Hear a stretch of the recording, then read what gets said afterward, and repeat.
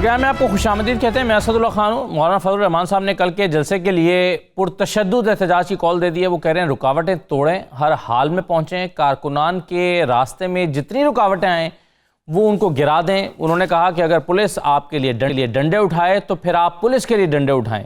تو مولانا فضل الرحمان جو ہیں وہ ہر قیمت پر کل کا جلسہ کرنا چاہتے ہیں. ایک ضد نظر آ رہی ہے. حکومت نے بھی اپنی جو تمام کوششیں ہیں وہ کر کے دیکھ لی ہیں.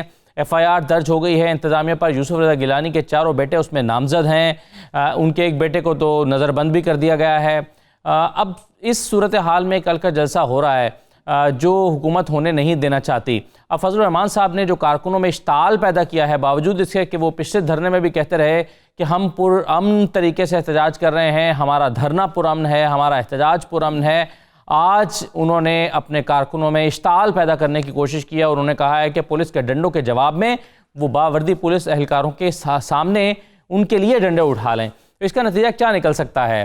آج کے پروگرام میں اس پر ہم بات کرتے ہیں. اس کے پرائم منسٹر نے اپنی ٹویٹس کی ہیں اور انہوں نے اپنی ٹویٹس پہ پیغام دیا ہے کہ ہمارا مقابلہ جن لوگوں کے ساتھ ہے انہوں نے کبھی سیاسی جدوجہد نہیں کی. کس پرسپیکٹو میں پرائم منسٹر یہ بات کر رہے ہیں اور انہوں نے کون سی اہم باتیں کی ہیں, تو آج کے پروگرام میں ہم اس پر گفتگو کریں گے. ہمارے ساتھ اعجاز چودھری صاحب موجود ہیں, پاکستان تحریک انصاف کے ساتھ آپ کا تعلق ہے. اعجاز چودھری صاحب بہت شکریہ. سحر کامران صاحب ہمارے ساتھ موجود ہیں, پاکستان پیپلز پارٹی کے رہنما ہیں. سعید قاضی صاحب ہمارے ساتھ موجود ہیں, سینئر تجزیہ کار ہیں. تمام مہمانوں کو خوش آمدید. سب سے پہلے سحر کامران صاحبہ, یہ پولیس پر حملہ آور ہونے کی تلقین کر رہے ہیں فضل الرحمان صاحب, اس طرح سے جلسہ کریں گے آپ پرتشدد طریقے سے کریں گے؟ دیکھیں بات یہ ہے اسد, اس کو دوسرے معنی میں بھی دیکھیں. پیغام دے رہے ہیں مولانا صاحب اس حکومت کو جس نے جو ہے آمریت کے دور کی یادیں جو ہے ایک بار پھر تازہ کر دیں کہ آپ ایسے حالات نہ پیدا کریں. دیکھیں جلسہ ہمارا شاید ایک دن کا ہوتا اور جلسے ہمارے ہوتے آ رہے ہیں, نہ اس میں کوئی تخریب کاری کا ایلیمنٹ ہوتا ہے, نہ اس کے اندر کوئی اشتعال کی باتیں ہوتی ہیں. باتیں وہ ہوتی ہیں جو ہم عوام سے کرنا چاہتے ہیں, ہماری کمیونیکیشن ہوتی ہے. آج اس جلسے کو ہر روز کا جلسہ بنایا ہے.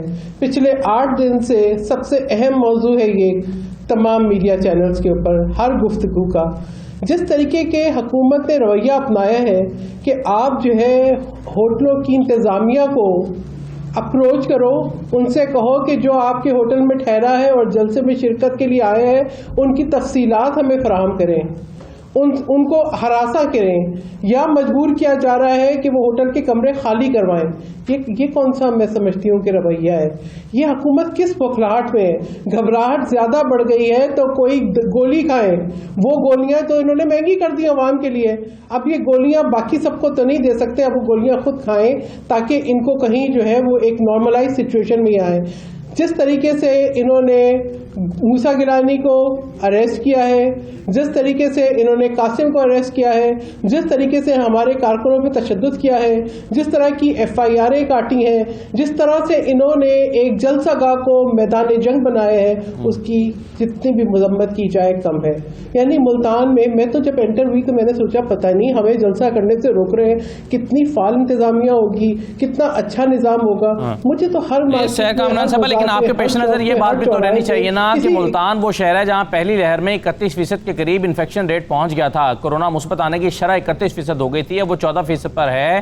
اب یہ خدا نخواستہ بڑھ کر کراچی اور پشاور کی طرح اگر 20-21% پہ چلی گئی تو ظاہر ہے اس کا نقصان آپ کو بھی ہوگا, عوام کو بھی ہوگا, حکومت کو بھی ہوگا. حکومت کے جو صحت کا نظام ہے اس پر بھی دباؤ پڑے گا.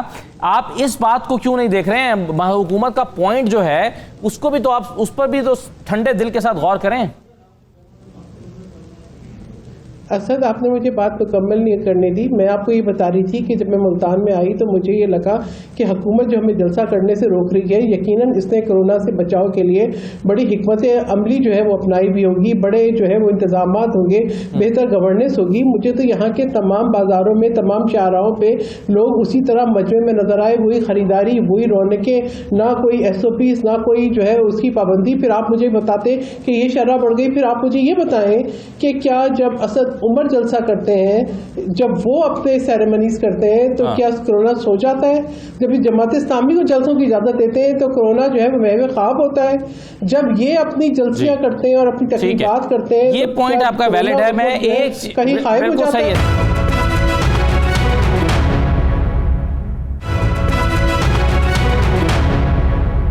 جیسے آج تیمرگرہ میں سراج الحق صاحب نے بہت بڑا جلسہ کیا ہے، کسی نے نہیں روکا، کسی نے رکاوٹیں کھڑی نہیں کی، کسی نے کسی کے خلاف FIR درج نہیں کی، کسی نے جلسہ گاہ کو سیل نہیں کیا، کسی نے وہاں پر آیا کیٹرنگ کا سامان سیل نہیں کیا. کیوں آپ نے سراج الحق صاحب کا جلسہ ہونے دیا ہے؟ وہاں کورونا نہیں ہے کیا؟ پاکستان کا حصہ نہیں ہے وہ کیا؟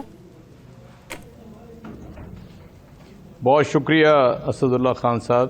میں پہلی گزارش تو یہ کرنا چاہتا ہوں کہ یہ صوبائی حکومتوں کی ذمہ داری ہے کہ وہ جو بھی اس وقت کرونا کی صورتحال ہے وہ اپوزیشن کو اس کے بارے میں آگاہ کریں اور انہیں اس بات پہ قائل کریں کہ وہ یہ نہ کام کریں، اس لیے کہ عام آدمی کی زندگی اس طرح پروٹیکٹڈ نہیں ہے جس طرح PDM کے لیڈروں کی زندگی ہے. مثال کے طور پہ اگر کسی کو کورونا ہو گیا ہے تو ان کے لیڈر یہ کہہ رہے ہیں کہ ہم گھر سے بیٹھ کے ویڈیو لنک پہ خطاب کر لیں گے، لیکن عام آدمی کے لیے تو ویڈیو لنک اویلیبل نہیں ہے کہ گھر سے بیٹھ کے جلسہ دیکھ لے. چنانچہ میری دانست میں تو جلسے جتنے بھی ہو جائیں ان کی کوئی اہمیت ہی نہیں ہے. جلسوں سے کبھی یعنی یہ PDM ہے نا، اس سے پہلے جتنے اتحاد بنتے چلے آئے ہیں پاکستان میں انہوں نے کیا نتائج حاصل کیے ہیں؟ کبھی مثبت نتائج تو حاصل نہیں کیے، اور حکومت کو جس طرح یہ چیلنج کیے ہوئے ہیں اس کے نتیجے میں حکومت کو تو کچھ نہیں ہو رہا. اس لیے تیمرگرہ ہو یا پشاور ہو، انہوں نے جلسہ کیا ہو گیا.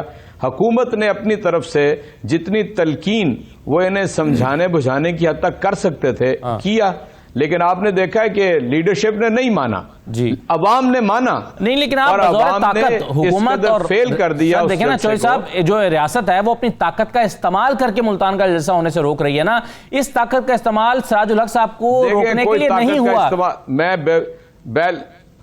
دیکھیں میں آپ سے عرض کرتا ہوں، سراج الحق صاحب کو بھی پوری طرح اس بات کو سمجھایا تھا. اپنے علاقے کے اپنے اپنے حالات ہوتے ہیں. تیمرگرہ کے اندر صفر ہے اس وقت یہ کرونا، اور ملتان کے اندر آپ نے خود بتایا کہ 14% تک پہنچ چکا ہے، اور وہاں پر 68 وینٹیلیٹر ہیں جس میں سے 47 کے اوپر اس وقت پیشنٹ ہیں. ان کو کچھ عقل سے کام لینا چاہیے، کوئی ہوش کے ناخن لینا چاہیے. اگر کسی ایسی جگہ پہ ہوتا ہے کوئی پروگرام کہ جہاں پر یہ وبا نہیں ہے تو ہمیں جلسے سے کوئی اعتراض نہیں ہے. آپ مجھے بتائیے کہ کیا کر لیا انہوں نے اب تک جلسے کر کے؟ کچھ بھی نہیں کر لیا. اور مولانا فضل الرحمان تو آج کے بعد میرا خیال ہے مولانا نہیں کہنا چاہیے، نہیں، یہ مگر یہ جو پوائنٹ ہے رویہ اختیار کیا. دیکھیں آپ ایک بات سن لیجئے جس کی طرف آپ آنا چاہتے ہیں، جو قانون کو ہاتھ میں لے گا، جو تالے توڑے گا، جو دروازے توڑے گا تو قانون حرکت میں آئے گا. باقی یہ جلسہ کریں. ذاتی طور پہ میں ایک سیاسی کارکن ہوں، اسد اللہ خان صاحب، مجھے تو سرے سے ان سے جلسوں کے کوئی اعتراض نہیں ہے. یہ ایکسپوز ہو رہے ہیں، ان کا بیانیہ قوم نے مسترد کر دیا ہے. جو کچھ GB کے الیکشن کے اندر ان کے ساتھ ہو گئی ہے، انہیں آئینہ تو نظر آنا چاہیے. اس کے باوجود بھی یہ شور مچاتے جا رہے ہیں. محض شور ہے. اگر میڈیا کے اوپر بالکل ٹھیک کہا سر کامران صاحبہ نے کہ اگر میڈیا کے اوپر یہ شور نہ مچے تو ان کے جلسے کو کون پوچھے گا. یہ ایک ہائپ ہے کہ جو میڈیا کریٹ کرتا ہے.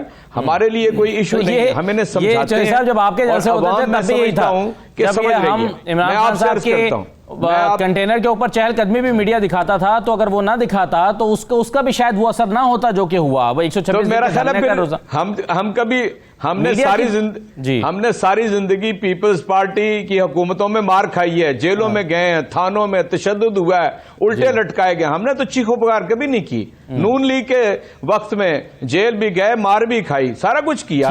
جو سیاسی جدوجہد پہ بلیو کرتا ہے پھر چوں چوں نہیں کرتا، وہ میدان کے اندر آ کے تو وہ اس کو فیس کرتا ہے. پولیٹیکل ریالٹی تو یہ ہے. آپ مجھے بتائیے جی، ایک آدمی کو پکڑ کے کہیں بند کر دیا، شور مچا رہے ہیں جیسے پتہ نہیں کیا ہو گیا. ساری لیڈرشپ ان کی باہر پھر رہی ہے اور بیمار بھی ہے، کرونا زدہ بھی ہے. ان کو تو اپنے حالات کے اوپر غور کرنا چاہیے. حکومت کو جلسوں سے پرے کاہ کی بھی پریشانی نہیں ہے، سوائے اس کے کہ یہ جب اس طرح جلسے کریں گے، گیدرنگ کریں گے، اس کے نتیجے میں بیماری پھیلے گی، وبا پھیلے گی. رائٹ سر، مجھے سعید قاضی صاحب سے سعید صاحب ایسا لگتا ہے یہ تاثر جو پیدا ہوا کہ سراج الحق صاحب کو جلسہ اس لیے کرنے دیا کہ اس کا کوئی امپیکٹ نہیں ہے, اس سے کوئی کسی کی صحت پر اثر نہیں پڑ رہا, لیکن ملتان کا جلسہ اس لیے نہیں ہونے دینا کہ یہ سیاسی مخالفین ہیں اور اس کو میڈیا کوریج ملے گی, اس کا ایک امپیکٹ ہوگا.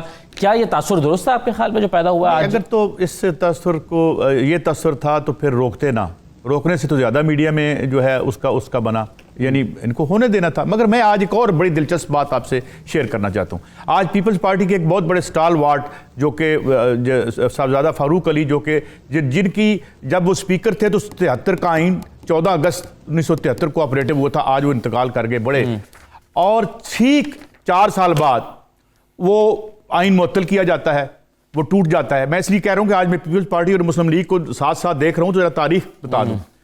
تو ریاست نے تو کچلا پیپلز پارٹی کی بہت بڑی تحریک تھی, مگر کچھ لوگوں نے ضیاء الحق کا ہاتھ بٹایا, جس میں خواجہ صفدر صاحب, پھر اگلی اسمبلی نان الیکٹڈ جو بنی مجلس شورا, اس کے سپیکر خواجہ صاحب کے والد مرحوم خواجہ صفدر صاحب تھے, اور پھر ان لوگوں کو تعمیر کی گئی وہ, اور پیپلز پارٹی کو سسٹمیٹکلی ایلیمنیٹ کرنے کی کوشش کی.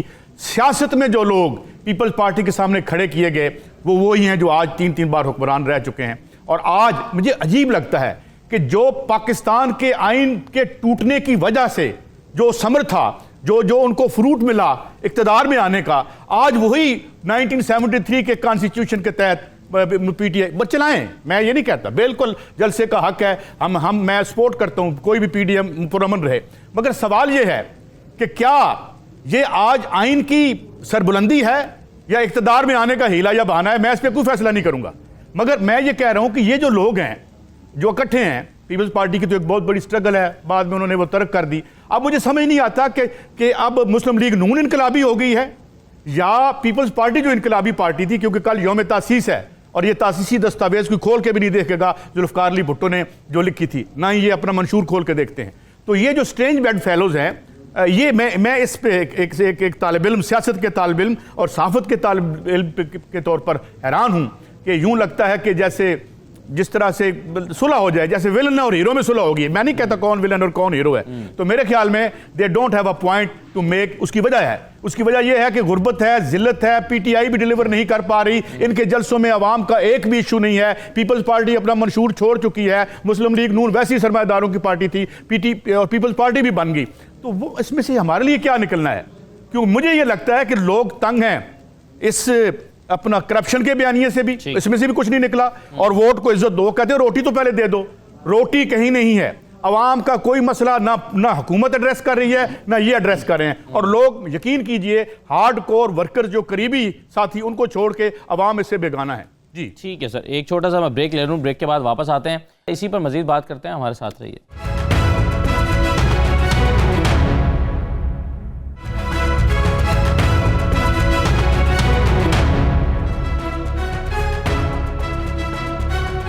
دوبارہ آپ کو خوش آمدید کہتے ہیں. اعجاز چودھری صاحب, آج جو پرائم منسٹر نے ٹویٹس کیے ہیں اس میں انہوں نے کہا کہ کورونا کے دوران ہمارا جس سیاسی قیادت کے ساتھ, جن پولیٹیکل پارٹیز کے ساتھ ہمارا واسطہ ہے, انہوں نے کبھی جمہوری جدوجہد کی نہیں ہے. کیا یہ بات پیپلز پارٹی کے بارے میں بھی یقین سے کہی جا سکتی ہے کہ انہوں نے کبھی جمہوری جدوجہد نہیں کی؟ اسد بھائی, ایک بات مجھے صرف عرض کر لینے دیں. میرے بہت ہی محترم قاضی سعید صاحب, جی میں ان سے عرض کرنا چاہتا ہوں, انہوں نے بہت ہی ایک بنیادی بات کی تھی.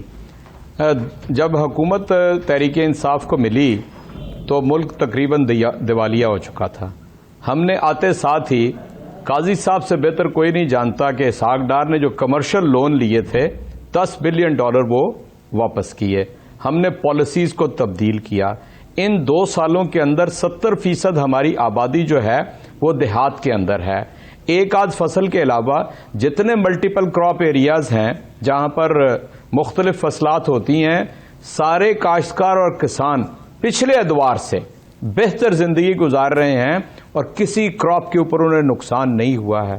اس کے بعد ہم نے کرونا کو فیس کیا اس سال کے اندر, اور اللہ کا شکر ہے, اللہ کے فضل و کرم سے دنیا اس بات کی گواہی دے رہی ہے, حالانکہ اللہ کا کرم شامل حال ہے, میں کہتا ہوں کہ حکومت نے بہتر ہینڈل کیا اس کو.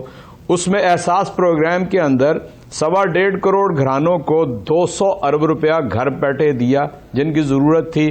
اس کے علاوہ کنسٹرکشن انڈسٹری کو ریوائیو کر دیا گیا, جس سے کوئی 40 انڈسٹری جو ہے متعلقہ وہ کام کرنا شروع ہو گئی ہیں. جی. آج فیصل آباد سے کسی سے پوچھ لیں, صنعت اتنی تیزی سے چل رہی ہے کہ کم و بیش مزدور کم پڑ گئے, سکلڈ لیبر کم پڑ گئی ہے فیصل آباد جیسے شہر کے اندر.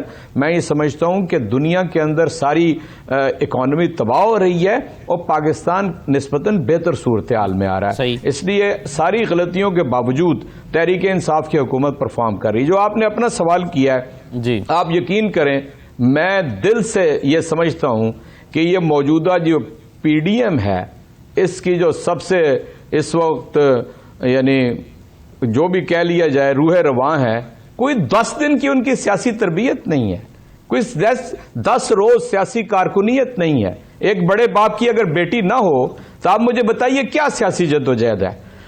میں سمجھتا ہوں میں بھی 40 سال سے اور قاضی صاحب بھی 40 سال سے کم از کم, آپ بھی 30 سال. ایک منٹ, میں سب کا باری باری, اسد بھائی میں باری باری سب کی خبر لے لوں گا. آپ بتائیے ان کی کیا سیاسی جدوجہد ہے. ٹھیک ہے, باپ بیٹھا ہے باہر اور اللہ کی پناہ ہے کوئی ایسی صورتحال میں کہ وہ باہر بیٹھا ہے اور یہاں بیٹی کو آگے چھوڑا ہوا ہے, اور وہ بھی سپریم کورٹ سے اس کی سزا معطل ہوئی ہے, مجرم ہے وہ. اس کے بعد بلاول صاحب ہیں, آپ بتائیے بلاول کی کیا سیاسی جدوجہد ہے. اس کی والدہ یا نانے کا نام نہ لیجیے گا, جن کی تھی ان کی تھی, ہم نے قدر کیا اس کی. اور اب بھی میں سمجھتا ہوں کہ بلاول اس پی ڈی ایم میں نسبتاً بہتر بیہیو کر رہا ہے. اس کے بعد مولانا فضل الرحمان ہمیشہ اقتدار میں رہے ہیں. مجھ سے زیادہ فضل الرحمان صاحب کی سیاست کو کون سمجھتا ہے, ہمیشہ اقتدار میں رہے ہیں. اقتدار سے دوری ان کو برداشت ہی نہیں ہے. یعنی ہم جس بات کو چیلنج کر کے کہتے رہے ہیں کہ آئیں وہاں سے گنڈا پور ہمارا جو ہے وہ ایک سیٹ چھوڑ دیتا تو دوبارہ الیکشن لڑ لیں تاکہ آپ کو اپنی حقیقت پتہ چل جائے. بالکل فساد برپا کرنے کے لیے اس کو سربراہ بنا دیا گیا ہے, ورنہ اس کے کریڈینشل صرف یہ ہیں کہ وہ ہمیشہ اقتدار میں رہیں, چاہے وہ نون لیگ کا ہو, چاہے وہ پیپلز پارٹی کا ہو, چاہے مشرف کا ہو. آپ مجھے بتائیے کہ کس اقتدار, جب تک ان کے والد صاحب حیات تھے کوئی سیاست کے اوپر ان کی کوئی بات کی جا سکتی تھی. فضل الرحمان صاحب کی سیاست کے اندر کوئی کریکٹر نہیں ہے. اس لیے میں پوری دل جمعی سے یہ بات کہہ سکتا ہوں کہ موجودہ لیڈرشپ کے اندر کوئی سیاسی جدوجہد کہنے کا حق نہیں رکھتا. 2 سال کے بعد انہیں یاد آیا کہ 2018 کے الیکشن کے اندر ریگنگ تھی, یعنی 6 ماہ پہلے جس کو ووٹ دیا اور ووٹ دے کے اس کو ایکسٹینشن دی, اس کے بارے میں اب میاں صاحب کو خیال آیا. یہ ساری باتیں کس کو خوش کر رہے ہیں؟ یہ سوائے نریندر مودی کو خوش کرنے اور نیتن یاہو کو خوش کرنے کے علاوہ. یہ اس دن سے جس دن عمران خان نے کہا کہ میں قائد اعظم کے طے شدہ پالیسی کو تبدیل نہیں کرنے جا رہا, اور جب تک فلسطین کے لیے جگہ نہیں ملتی میں اسرائیل کو, اس دن سے نیتن یاہو بھی اور نریندر مودی بھی ایک پیج کے اوپر آ گئے اور یہ سارے اس کے پیچھے لگ گئے ہیں. یعنی کبھی جلسوں سے یہ اصل میں ایک حکومت بہت سٹرونگ نروز کے ساتھ بیٹھی ہوئی ہے. میں آپ سے یہ عرض کر دوں, اور کوئی پرے کا کی ان کے جلسے کی کوئی اہمیت نہیں ہے سوائے اس کے کہ ملتان ایک ہاٹ سپاٹ ہے. ان کو منع کر رہے ہیں, ان کو منع کر رہے ہیں کہ نہ کریں ایسا. یہ جب یہ مہینہ گزر جائے گا یہ بھی یہاں ہے, پاکستان بھی یہاں پہ ہے انشاءاللہ. بالکل ٹھیک ہے. 2-3 باتیں اب سیر کامران صاحب ذرا جواب دے دیجیے گا. ایک تو انہوں نے ذکر کیا کہ انڈسٹری کا پہیہ چلنے لگا, اور یہ بات کس حد تک درست بھی ہے کیونکہ فیصل آباد میں اب اچھی خبر یہ ہے کہ وہاں پر سال کے بعد, شاید 20-22 سال کے بعد پہلی مرتبہ ہو رہا ہے کہ گیس کی 0 لوڈ شیڈنگ ہو رہی ہے, اور صنعتیں اس پر بہت خوش ہیں, اور ان کو جو ٹیرفز میں جو بجلی کی قیمتوں میں رعایت ملی ہے, اور پھر صنعت کا پہیہ پچھلے کئی سال میں اتنا نہیں چلا جتنا اب چل پڑا ہے. تو کچھ ایسے اقدامات تو حکومت نے اٹھائے ہیں نا جس سے صنعتیں چل پڑی ہیں. تو یہ ایک تو یہ ہے, اس کی آپ تعریف کرنا چاہیں گی تو ضرور کیجیے گا. دوسرا جو انہوں نے اعجاز چودھری صاحب نے بات کی ہے اس کا بھی جواب دیجیے گا. انہوں نے کہا کہ کیا جدوجہد ہے بلاول کی اپنی یا مریم کی اپنی, کیا جدوجہد ہے؟ اگر یہ بڑے سیاسی خاندانوں میں سے تعلق نہ رکھتے ہوتے یا بڑے باپ کے یا بڑے سیاسی جو ہے وہ گھرانے کے فرد نہ ہوتے تو ان کی کیا نام تھا ان کا سیاست میں؟ سیر کامران صاحب. असद बात ये है कि आपने, मैं सोची थी शायद सोलो प्रोग्राम चल रहा है, आपने इनको जितना वक्त दिया उतना वक्त आप मुझे भी दें, जवाब तो मैं सारे दूंगी। मुझे वो आज कहानी याद आ रही है कि वो बादशाह का नया लिबास, ठीक है ना, शहनशाह का नया लिबास, कि वो समझता है कि उसने पता नहीं कितना नफीस, कितना कीमती, कितना नायाब लिबास जेबतन किया हुआ है, और उसे कोई ये बताता नहीं है कि आप बेलिबास हो। तो यहाँ इनकी भी यही हालत है, यानी आज पाकिस्तान की GDP -4, आज जो है निस्फ से ज़्यादा आबादी आपकी सतह गुर्बत से नीचे चली गई। 1 करोड़ नौकरियों का देने का वादा करने वाले और दावा करने वालों ने 1 करोड़ 37 लाख लोग बेरोजगार कर दिए। ये अगर आज अभी समझते हैं कि ये जो एक कॉस्मेटिक मेजर्स लेके समझते हैं वक्ती कि हम कोई इनकलाब ले आए, आपने पाकिस्तान के अवाम का जीना मुश्किल कर दिया है। आटा चीनी चोर, आप सारे चोर चक्के आपके दाएं बाएं।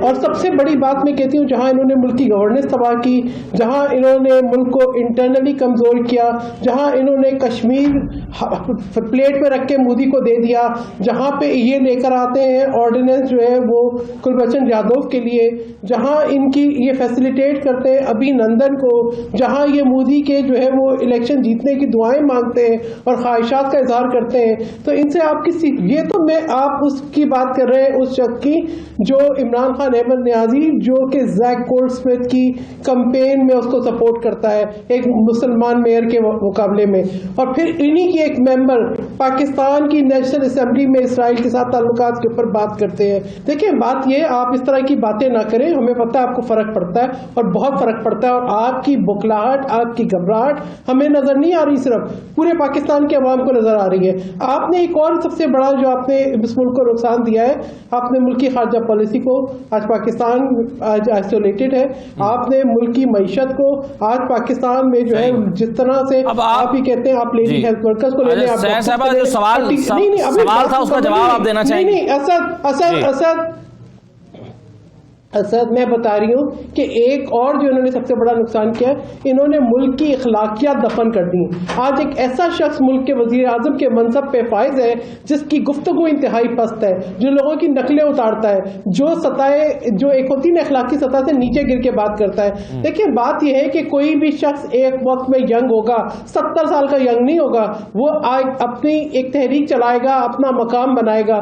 कोई पार्टी की लीडरशिप किसी को प्लेट में नहीं मिलती, जिद्दोजहद से मिलती है। और बिलावल भुट्टो जरदारी ने ये साबित किया, गिलगित बल्तिस्तान में ये कहते हैं हमें क्या, आप ही बताएं 80,000 वोट लेके आप हमारी सीटें चोरी करके 2 सीट्स आप देते हैं, 80,000 वोट हमारे, 70,000 आपके, 25% हमारे, 24% आपके, और फिर उसके बाद वो भी किस तरह से, ये गंडापुर की इन्होंने बात की। इनकी ये वाकई पीटीआई को मैं डिफाइन करूं तो मैं कहूंगी गंडापुर की मिसाल लेने जो इन्होंने दी है। वो शख्स जिसके ऊपर डीआई खान के अंदर एक खातून को बराना परेड कराने का इल्जाम है, वो शख्स जिसके ऊपर अपने ही एमपीए के भाई को कत्ल करने का इल्जाम है, वो शख्स जो ऐसी गुफ्तगू करता है जिसको शायद उसके घर के खवातीन भी बर्दाश्त न करे, वो शख्स जो अपनी पार्टी की खवातीन के लिए भी शायद माल जैसे अल्फाज इस्तेमाल करता हो, अगर वो इनकी तस्बीह है, वो इनकी सोच है, तो मैं कहूंगी ऐसी सोच पे पाकिस्तान, जिन्होंने भी ऐसे इस्तेमाल अल्फाज किए, तमाम पॉलिटिकल पार्टीज में ऐसे एलिमेंट्स जो मौजूद हैं, उनकी क्रिटिसिज्म उन पर होनी चाहिए, चाहे वो तलाल चौधरी साहब हों जिन्होंने इस तरह के अल्फाज मुख्तलिफ, या चाहे ख्वाजा आसिफ साहब हों जिन्होंने भी किए, किसी भी पार्टी से ताल्लुक रखते हों, उन सब की मुज़म्मत होनी चाहिए। मुझे ये सईद कारी साहब, आप यहाँ तो गंडापुर को मिसाल बना के पेश किया जा रहा है। हाँ सही है, यहाँ तो गंडापुर को मिसाल बना, चलें इसका जवाब तो चौधरी साहब देंगे अगर देना चाहें तो। बात यह है कि आप बजाय ये कि जी बात यह है, देखिए बात यह है कि इनको एक जलसा था हमारा, आप मुझे ये बताएं कि आपने कोविड के लिए क्या मेजर्स लिए हैं। आज आप कोरोना का टेस्ट कराने का 5-5 दिन कोविड के लिए क्या मेजर्स लिए हैं, वो तो कहते हैं कि यहाँ पे बहुत से कहते हैं कि दुनिया हमारी तारीफ कर रही है जो मेजर्स। अच्छा सईद कारी साहब से राय ले लेते हैं, चले एक न्यूट्रल फर्द हैं। सईद कारी साहब, क्या प्राइम मिनिस्टर ने जो पहले मेजर लिए थे उसके नतीजे में कुछ बेहतरी आई थी, और दोबारा जो है वो क्या हुकूमत की फ्लॉज हैं, क्योंकि हुकूमत की जिम्मेदार करार दे रही है अपोजिशन को, और वो सवाल बाकी है आपसे सईद कारी साहब, आप अपनी राय का इजहार किए, क्या जमहूरी जदोजहद इनमें से किसी ने नहीं की जो इस वक्त वज़ीर आज़म के ओपोनेंट हैं, ये पीटीआई के ओपोनेंट हैं? देखिए जमहूरी जदोजहद जिन लोगों ने की थी, पीपल बहुत बड़ी जदोजहद, एक मिनट सैर कामरान साहब, एक बहुत बड़ी जदोजहद की थी जो पीपल्स पार्टी के प्लेटफॉर्म से हुई थी, वो सारे तो निकाल दिए इन्होंने, फारग कर दिए। ऐसे ऐसे मैं जानता हूँ, आगा नवीद मर गया बेचारा मारे खा खा के, शायद अजमीन किधर चली गई बेचारी, जिसका बेटा फांसी चढ़ा था, किधर गया? یہ LPG پرائیویٹائز کر کے اس کے ٹھیکے لینے شروع کر دیے انہوں نے. جب لڑائی ہوئی تھی چودھری نثار علی خان صاحب کی اور ان کی, تو ٹھیک کہہ رہے تھے تزاد اعظم صاحب کہ جناب وہ LPG جب ڈی ریگولرائز ہوگی تو ٹھیکہ لیا ہم نے, قانونی طور پر لیا, مگر سوال تو ہم کریں گے. اویس سوتی اور جو عثمان غنی اس لیے شہید ہوئے تھے, مارے گئے تھے مارشل لا کے ہاتھوں کہ آپ پرائیویٹائز کر کے ٹھیکے لیتے. بات یہ ہے پیپلز پارٹی کی بہت بڑی سٹرگل ہے, محترمہ بے نظیر بھٹو کی ہے. میں آج پڑھ کے سناتا ہوں ایوب جو معافی نامہ پرے پھینک دیا تھا بھٹو نے, اور جو لکھا تھا وہ آج پڑھا انہوں نے کبھی. انہوں نے کہا کہ یہ لڑائی ناقابل مصالحت ہے اور میرے خلاف جو کچھ ہوا ہے. آج یوم تاسیس سے میں پیپلز پارٹی کو یاد دلا دوں, FIM اسیسینیٹڈ میں لکھا انہوں نے کہ یہ جو میرے خلاف بغاوت فوجی ہوئی ہے اس کی وجہ یہ ہے کہ میں دو طبقوں کے درمیان آبرومندانہ مصالحت کراتا ہوا دونوں کے درمیان مارا گیا. کوئی سبق پیپلز پارٹی نے سیکھا تو نہیں ہے.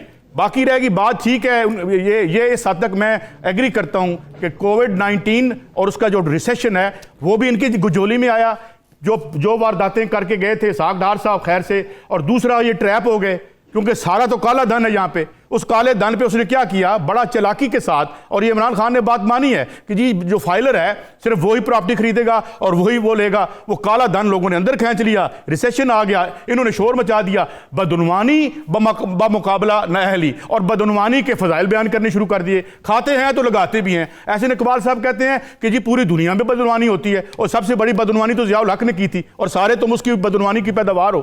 بات یہ ہے کہ ہماری بات اگر نہیں ہوگی, عوام کی بات اگر نہیں ہوگی, تو ہمیں ان کے نجی اور ان کے اقتدار کی لڑائیوں سے اس عوام کو کچھ لینا دینا نہیں ہے. باقی دیکھ لیں گے. چودھری صاحب ایک بڑے پرانے سیاسی ورکر ہیں اور میری بہن یہ بھی بڑی ایک ڈائی ہارڈ اور ڈیوٹ ورکر ہیں, مگر یہ ہے کہ آپ میں سے کسی نے ہمارے لیے ڈیلیور نہیں کیا. مارشل لاؤ نے ہمیں جوتے مارے, اور جب آپ کو ہم لائے بے شمار قربانیاں دے کے, یہ ان سنگ ہیروز بھی بہت تھے, مگر اس کے بدلے میں ہمیں کیا ملا؟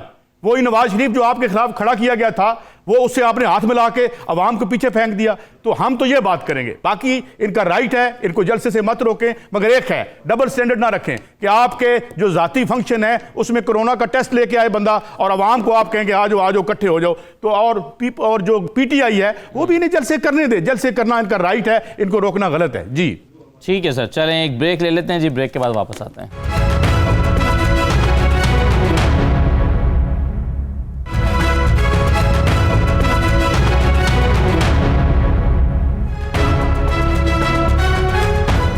بڑا خوش آمدید کہتے ہیں آپ کو اعجاز چودھری صاحب. ابھی سعید قائد صاحب بریک پر جانے سے پہلے کہہ رہے تھے کہ جلسہ کرنا ان کا حق ہے, کرنے دینا چاہیے. آپ خود کہہ رہے ہیں کہ ان کے جلسوں سے کوئی فرق پڑنے نہیں والا. اب رانا ثناء اللہ کی دوسری طرف جو ہے اور مسلم لیگ نون دعویٰ کر رہی ہے کہ ہمارے کارکنوں کو پکڑا جا رہا ہے, اور ابھی ان کا نیا دعویٰ سامنے آیا کہ گھنٹہ گور چوک میں کریک ڈاؤن کیا ہے, ہمارے 40 کارکنان لاپتہ ہیں, شاید انہیں گرفتار کر لیا گیا ہے یا کہیں حراست میں لے لیا گیا ہے. 40 کے قریب کارکنان جو لاپتہ ہیں ان پر کریک ڈاؤن ہوا ہے. یہ کیوں کریک ڈاؤن کرا؟ ایسا لگ رہا ہے حکومت نے ضد بنا لی ہے کہ یہ کارکنوں کو اکٹھے نہیں ہونے دینا یہاں پر. وہ قاضی صاحب میرا خیال ہے پورا شعر سنا سکیں گے, میں مفہوم بیان کرتا ہوں کہ ان کے اوپر جو ایک بھاری ہے نا رات, ہم نے ساری عمر اسی طرح گزاری ہے. مطلب مجھے اچھی طرح یاد ہے 2014 کے دھرنے کے لیے جب ہم نکلے تو کم از کم 3855 لوگ لسٹڈ پولیس نے اچک لی ہے. بدلہ لے رہے ہیں آپ؟ تو مجھے نہیں سمجھ آتی کہ یہ ویسے ہاں جی یہ تحریک چلانا چاہتے ہیں ویسے اور رونا شروع کر رہے ہیں. ہمیں ان کو پکڑنے کی ضرورت نہیں ہے, یہ اپنے کیے میں پکڑے ہوئے ہیں, یہ سارے جرائم پیشہ لوگ ہیں. محترمہ نے کہا چور اچکے, آپ مجھے بتائیے سرٹیفائیڈ چور اچکے کہاں ہیں؟ سارے PDM میں بھرے ہوئے ہیں. وہ بیٹی کہتی ہے کہ اب میرے باپ کے لیے قائد اور رہبر کا لفظ نہیں, وہ امام ہے, ان کا امام باہر بیٹھا ہوا ہے. آپ مجھے بتائیے کہ سپریم کورٹ نے اس کے بارے میں سسیلین مافیا کا, گاڈ فادر کا, اس کو کہا کہ یہ اپنا جھوٹا ہے, بد دیانت ہے, یہاں سے وہ مفرور ہے. اب یعنی مجھے سمجھ نہیں آتی کہ یہ سارے کس مقصد کو انہوں نے امام بنا لیا فضل الرحمان صاحب کو. ان سے پوچھیں آپ کا مقصد کیا ہے؟ سارے چور اچکوں کو ان کی چوریاں بچانا, اس کے علاوہ ان کا ایجنڈا کیا ہے؟ دنیا کو یہ نہیں ثابت کر سکے کہ ان کا کوئی ایجنڈا کیا ہے. ہم اپنے 5 سال پورے کریں گے. میں پوری ذمہ داری سے آپ کو بات کہہ رہا ہوں, اگر 33 ارب روپیہ ہم نے اس وقت مقرر کر دیا نیشنل بینک کے اندر کہ 3 لاکھ روپیہ ہر عام آدمی کو دیں اور وہ قسطیں لے کر تو اپنی زندگی کے اندر گھر بنا دے, میں آپ کو یقین سے کہتا ہوں گھر بننے شروع ہو چکے ہوئے ہیں. اور اسی طرح جو گھر بنیں گے تو ساتھ نوکریاں بھی آئیں گی, انڈسٹری چلے گی تو نوکریاں بھی آئیں گی.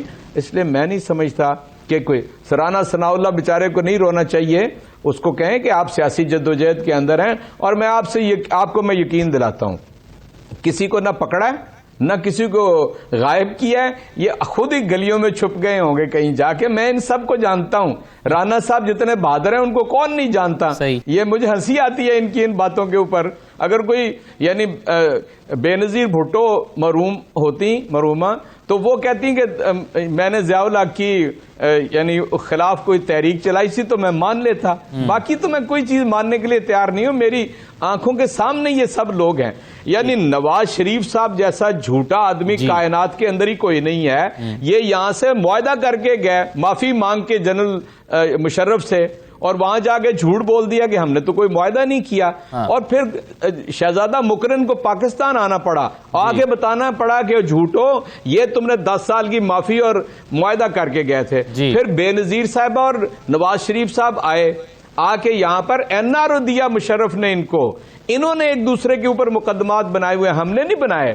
ہم نے تو صرف تازہ ترین وہ مقدمے بنائے جو شہباز شریف کی وہ جو دھیلے کی کرپشن نہیں کرتا تھا نا, اس کے اوپر اربوں کی کرپشن ثابت ہو گئی ہے.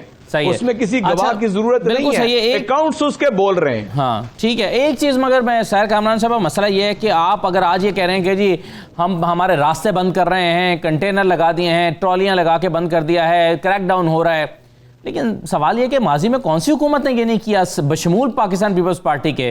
نواز شریف صاحب آپ کو یاد ہوگا ججز بحالی کے لیے ریلی نکالنا چاہتے تھے, آپ نے مال ٹاؤن کو بلاک کر دیا, کنٹینرز لگا کر نکلنے نہیں دے رہے تھے, مال روڈ پر شیلنگ ہوئی, کئی کارکنان زخمی ہوئے, زبردستی ان کو نکلنا پڑا. آپ کی حکومت تھی, یوسف رضا گیلانی وزیر اعظم تھے, آپ نے بھی یہی کیا جو آج آپ حکومت سے شکوہ کر رہے ہیں. اسی طرح سے نون لیگ کی حکومت تھی تو پرویز خٹک صاحب موٹر وے سے اسلام آباد آنا چاہتے تھے, نہیں آنے دیا گیا, شدید شیلنگ ہوئی, ان کو واپس آنا پڑا. تو حکومتیں تو یہی کرتی ہیں, یہ سیاسی جدوجہد کا حصہ ہے. آپ کو کوشش کرنی چاہیے کہ آپ جلسہ کریں, اور حکومت کی کوشش ہوگی کہ وہ نہ کرنے دیں. بات یہ ہے, جلسہ تو میں نے بتایا نا کہ جلسہ تو ہوگا, جلسہ گاہ میں نہیں ہوگا تو گلی گلی میں جلسہ ہوگا. یہ بات جو ہے آج کیوں ہو رہا ہے جلسہ, یہ ان کو سوچنے کی ضرورت تھی. ان کو یہ سوچنا تھا کہ جب انہوں نے الیکشن چوری کیا تھا 2018 کا, اس کے باوجود جب کوئی سیاسی پارٹی آ کے پارلیمنٹ میں بیٹھنے کو تیار نہیں تھی, یہ پاکستان پیپلز پارٹی تھی جو سب کو قائل کر کے لے کر آئی تھی. لیکن یہ اس حالات پہ لانے والے جو ہے یہ خود ہے, آٹا چینی چور بھی یہ خود ہے, ان کے دائیں بائیں ہیں. جن کے اوپر یہ تنقید کرتے تھے, وہ جو جن کو یہ ڈاکو کہتے تھے, وہ آج ان کے ساتھ کابینہ میں شامل ہیں. تو یہ باتیں جو ہے نا, میں سمجھتی ہوں کہ ان کو یہ بالکل وہ لوگ جو جرمنی جاپان کی سرحدیں ملا سکتے ہیں, جو یہ کہتے ہیں کہ کووڈ-19 میں 19 پوائنٹس ہیں, جو سال کے 12 موسم بنا سکتے ہیں, وہ کچھ بھی کہہ سکتے ہیں, کیونکہ انہوں نے صرف کہنا ہوتا ہے, سوچنا نہیں ہوتا. وہ تو صرف ایک صحیح معلومات کے اوپر, تو یہ بھی 4-5 جملے انہوں نے رٹے ہوئے جو یہ روزانہ اپنے ترجمانوں کی فوج بلا کے ان کو کہتے ہیں کہ جی آپ جو ہے یہی باتیں بولتے جائیں, کیونکہ یہی نریٹو ہم نے بلڈ کرنا ہے. ورنہ 162 ارب کا پیکج انہوں نے کراچی کو دیا, کدھر گیا؟ اس کی برسی گزر گئی. اس کے بعد 111 ارب کا پیکج, اس کا 40واں گزر گیا. پھر انہوں نے کسانوں کو بھی ایک لالچ دیا, کہا کہ جی ہم کورونا کے دوران آپ کو ریلیف دیتے ہیں, 63 ارب کا پیکج, 1 پیسہ 1 روپیہ کسی کو نہیں ملا. تو بات یہ ہے, یہ جھوٹوں کی حکومت ہے, جنہوں نہ کسی کو 1 کروڑ نوکریاں ملی, نہ پرائم منسٹر ہاؤس میں یونیورسٹی بنی, نہ گورنر ہاؤس میں لائبریری بنی, نہ کہیں پہ انہوں نے کوئی صرف. اور ابھی یہ بات کر رہے تھے کہ جی ہم نے معیشت کے لیے کیا. جی پہلے آپ نے انڈا مرغی معیشت کی, انڈا مرغی معیشت کا آپ نے آملیٹ بنا دیا, نہ کسی کو کوئی فائدہ ہوا نہ کچھ. آپ نے پاکستان کو اس خستہ حالی پہ کیوں پہنچایا؟ جب میں سوچتی ہوں تو مجھے ان کا ایجنڈا یاد آ جاتا ہے, مجھے یاد آ جاتا ہے کہ یہ وہی شخص ہے جو کنٹینر میں نہیں. مجھے بات مکمل کرنے دیں. نہیں, آپ مجھے بات مکمل کرنے دیں. یہ وہی شخص ہے آپ نے کیا ہمارے گلے پڑے ہوئے ہیں, کہتا تھا یہ کنٹینر میں چڑھ کے کہتا تھا کہ بجلی کے بل چلا دو, سول نافرمانی کی موومنٹ چلاؤ, جو یہ کہتا تھا کہ ہنڈی سے پیسے بھیجو. تو جو پاکستان کے استحکام کے خلاف تھا، جو پاکستان کی سالمیت کے خلاف تھا، جو کہ خود اس کی تمام حرکات ایسی تھیں جو یہ کہتا تھا کہ جس نے خود جا کے ثابت شدہ لوگ تھے جی جن کے خلاف ہم کھڑے تھے، ثابت شدہ چور تھے، اقتدار میں آ کے یعنی ہم نے تو سر اگر اجازت دیجیے گا، ملک احمد خان صاحب میرے ساتھ مسلم لیگ نون کے رہنما ہیں۔ ملک احمد خان صاحب ابھی اعجاز چوہدری صاحب شو میں موجود ہیں، وہ کہہ رہے ہیں بالکل غلط ہے، کوئی بندہ گرفتار نہیں ہو رہا، کسی ایک کارکن کو آگے پیچھے نہیں کیا، خود ہی چھپ گئے ہوں گے لوگ، یہ ہو سکتا ہے۔ کیا پوزیشن ہے اس وقت ایکچولی ملتان میں؟ بالکل بالکل، جو ویژولز ہیں وہ کیا ہے؟ ملک احمد خان صاحب اخلاقیات بھی چھکے جی، ایک منٹ سیر کامران صاحب ذرا ملک احمد خان صاحب کا موقف لے لیں جی۔ میں اس پہ میں کیا کہہ سکتا ہوں، 3-4 پچھلے 2-3 ہفتے سے ایک تماشا ہوا ہے۔ آپ نے دیکھا پہلے یوسف رضا گیلانی صاحب کے جو کوئی حلقے کے ساتھی تھے اور پیپلز پارٹی کے کارکنان کو پکڑ کے تھانوں میں بند کیا، وہ ویڈیوز وائرل ہوئی، کیمرے کی آنکھ نے دکھایا، آپ نے بھی دیکھا، میں نے بھی دیکھا۔ ہمیں تو ڈر سے یہ تھا کہ ایس او پیز وائلیٹ نہ کریں جی، اور ایک پولیس وین کے اندر 20 لوگوں کو بھر کے ان کو باہر سے لاک لگا کے وہ کیا ڈیمانسٹریٹ کیا گیا، پورے پاکستان کے نیشنل میڈیا کے اوپر وہ چلا۔